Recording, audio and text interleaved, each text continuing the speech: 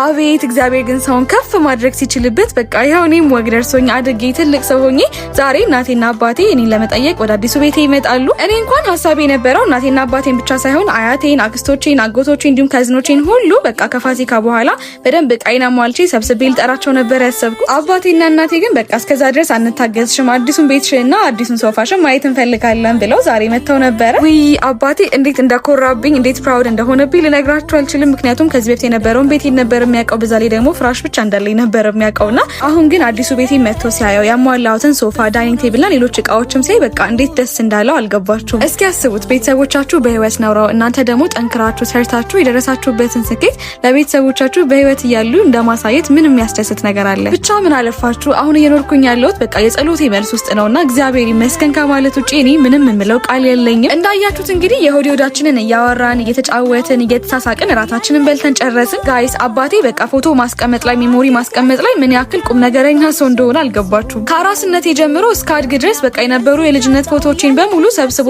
ስታርግ ሰጣታለሁ ብሎ አስቀምጦልኝ ነበርና እነዚህን የምታዩዋቸውን ሁሉ አልበሞች፣ ፎቶዎች ሁሉ ካደኩኝ በኋላ ነበር ሰብስቦ የሰጠኝ። አታምኑኝም? ግን አልበም ብቻ ሳይሆን በቃ የመጀመሪያ ጫማዬን ራሱ ጋይስ አስቀምጦልኝ ሰጥቶኝ ነበር። ግን እኔ ምን አይነት ዝርክርክ ሰው እንደሆንኩኝ አላቅም። የት እንደጣልኩት የት እንዳስቀመጥኩት ራሱ ማቀው ታሪክ የለም። በቃ ሳስታውሰው ትዝ ሲለኝ ራሱ ማርያምን በራሴ እንዴት እንደምቃጠል አልገባችሁም ጋይስ? እዚህ ጋር ከአባቴ ጋር በ200 ብር አስይዘን ካርታ እየተጫወትን ነበር። ያው እንጀራ በወጥ ስለሆነ ምችለው እሱ ነው የተጫወት ነው። ከዛ ግን በቃ አባቴ መሸነፍ ስለማይወድ እያፋፈረብኝ ነበርና እኔም በሱ ወጥቼ ነው መሰለኝ መሸነፍ አልወድም። ሰው እዚህ ጋር አሸንፊው በቃ በጣም ነበር ደስ ያለኝ። ማንኛውም እሺ አሁን እኔንም ፎሎወሮቼንም መርቀንና እንሰነባበት። ራይዳችን ቆማል።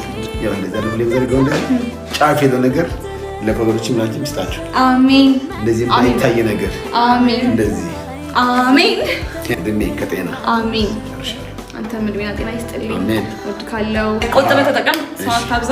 እሺ መልካም። እንደዚህ መርቄ ያው አባቴ በጣም ስላሳዘነኝ እንግዲህ ያሸነፍኩትን ብር ለራይድ ብዬ ሰጥቻለሁ በገዛ ፈቃዴ።